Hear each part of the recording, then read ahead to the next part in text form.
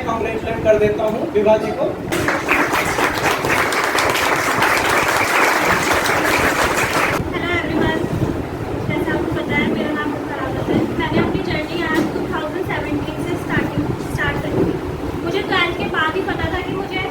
Banking की preparation करनी, इसलिए बिना टाइम वेस्ट किए हुए मैंने 12 से अपनी प्रिपरेशन शुरू कर दी। 3 साल मैंने यहाँ कंटिन्यूस आई और मैंने यहाँ से अपना जो प्री मेन और इंटरव्यू की कोचिंग। सबसे पहले मैं पंकज सर को थैंक यू बोलूँगी। Sir thank you so much, आपकी गाइडेंस की वजह से मैं यहाँ तक पहुँची हूँ। जो सर ने मुझे इंटरव्यू की प्रिपरेशन कराई थी, मैं आपको 110% गारंटी लेके बोल सकती हूँ कि इंटरव्यू के जो क्वेश्चन मुझसे पूछे गए वो 90% क्वेश्चन ऐसे थे जो सर ने मुझे यहाँ प्रैक्टिस करा दी।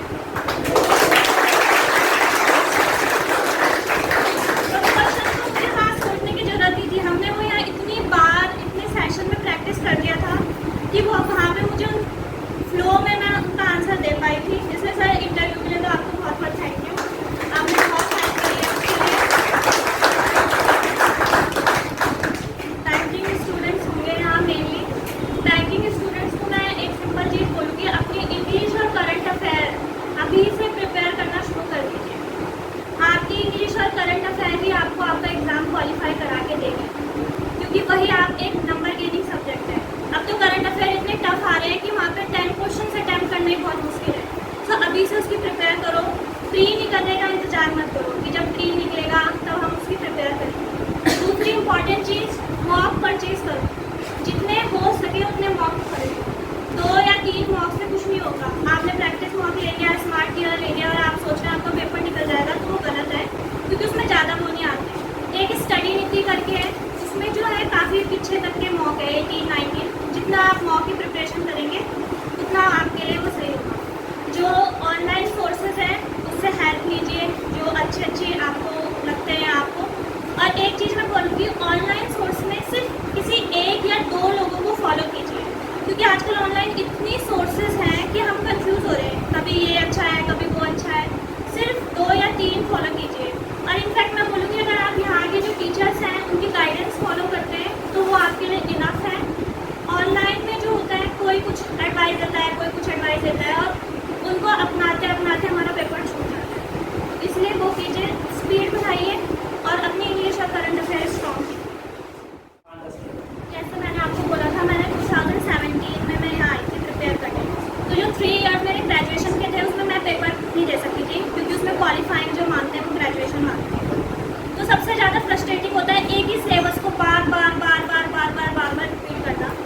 और फिर जब आपको लगता है कि हमारा पेपर आएगा, हम पेपर देंगे और हमारा फर्स्ट अटैम्प्ट में क्लियर हो जाएगा। होता है कई बच्चों का 4-5% होते हैं, मेरा नहीं हुआ था फर्स्ट अटैम्प्ट में।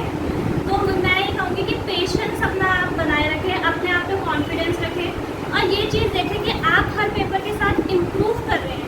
आप अगर आपको लगता है कि हाँ इसमें मेरे नंबर ज़्यादा है और दूसरे पेपर में मेरे नंबर कम आए हैं, तो कहीं आपकी गलती है।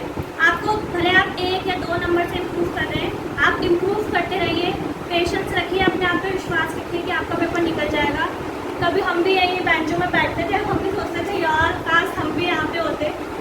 आपके मन में भी वो फीलिंग आ रही होगी, लेकिन कॉन्फिडेंस रखिए अपने आप पर और लीड छोड़िए मत। ये मत सोचिए मैं 6 महीने करूँगा और मेरा पेपर निकल जाएगा। टाइम दीजिए। 3 साल मैंने यहाँ इस कोचिंग में दिए हैं, वो मेरा पेशेंस है और वो है। उसके बाद भी मुझे, मेरा ऐसा नहीं है कि मेरा फर्स्ट अटैम्प्ट में पेपर निकल गया। मैंने बहुत पेपर दिए हैं, कई बार पेशेंस होया है। तो मेडिटेट करिए, अपने दिमाग को शांत रखिए, वो ध्यान रखिए, ठीक है। मेंस में जो थे मेरे नंबर ज़्यादा अच्छे नहीं थे, कहते मतलब अबव होने चाहिए, मेरे ज़्यादा मार्क्स अबव नहीं थे, 4-5 मार्क्स मेरे अबव थे। तो जो इंटरव्यू है उसमें मैं बहुत एक अच्छा रोल प्ले किया है मेरे, उसमें मेरे 80 आए थे आउट ऑफ 100। इंटरव्यू आपको कॉन्फिडेंस के साथ देना है, जो भी है। ऐसा मत सोचिए कि मेन से सब कुछ है, इंटरव्यू कुछ नहीं है, वहाँ पे अब आपको 50-60